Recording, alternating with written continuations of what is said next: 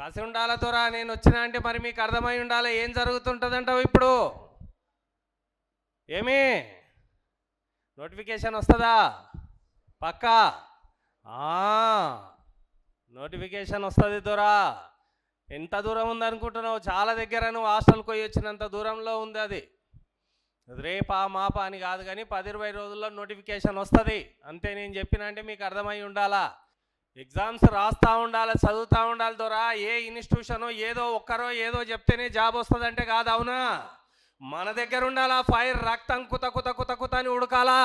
Hostel notification వచ్చినాక మా అమ్మ పైసలు పంపించలేదు, నాకు ఇట్లా అయింది, నాకు ఆకలి అయింది అంటే ఎన్ని రోజులు ఈ ఆకలి బతుకులు బతుకుతారు?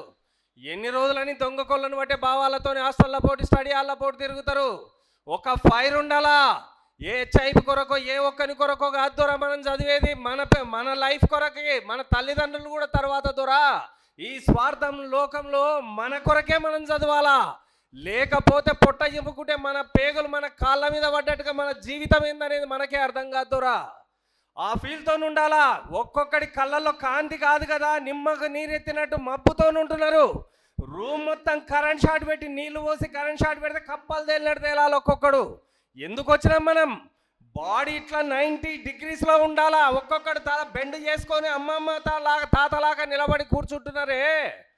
దేని మీద మీ కాన్సన్ట్రేషన్ ఉన్నది? డేకిసా మీదనా, హాస్టల్ మీద ఉండే సండే ఫుడ్ మీదనా?